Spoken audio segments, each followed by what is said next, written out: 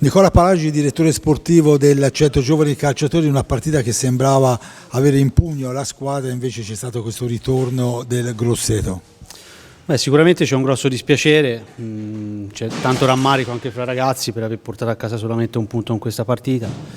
Il Grosseto è venuto qui a fare la sua partita, ha messo un uomo dentro l'area e ha tirato tutta la partita da fuori con dei tiri anche accompagnati per la deviazione.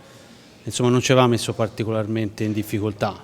Chiaro, quando arrivano quelle palle lì dal dietro che il portiere non le vede, però insomma l'avevamo controllata tutta la partita, eravamo riusciti ad andare in vantaggio di 2 reti, abbiamo avuto una miriade di occasioni e purtroppo quando sbagli tanti gol poi la paghi. E stasera l'abbiamo pagata, meno male che almeno un punto l'abbiamo raccolto, il Sarzana ha perso, e il Sandrino il Novara pure, e quindi ci prendiamo questo punto. È chiaro che se facevi un po' di più in determinate partite come stasera potevi raccogliere qualcosina in più e magari essere anche, penso a Novara, penso stasera, con 4 punti in più eravamo a giocarci altri obiettivi e oggi invece siamo ancora qui a giocarci la salvezza. Si sapeva che sarebbe stata un'annata dura e ora l'obiettivo è la salvezza senza ogni ombra di dubbio.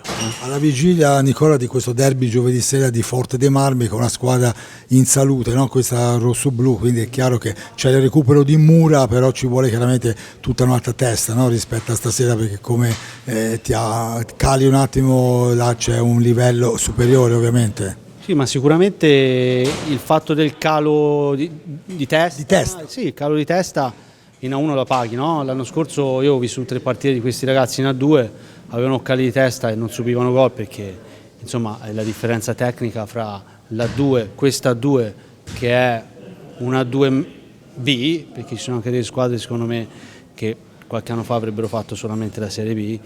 L'anno scorso te lo potevi concedere, quest'anno non te lo puoi più concedere, devi stare in partita 51 minuti e nonostante tutto puoi subire reti, no? Perché comunque ci sono giocatori di altro spessore.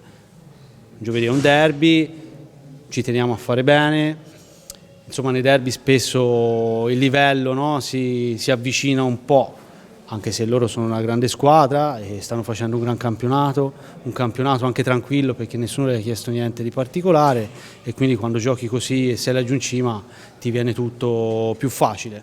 Però rientra Federico, mi auguro che gli siano servite queste 3 giornate per pensare un po', insomma, a quello che ha fatto, che insomma ha creato un danno importante alla squadra.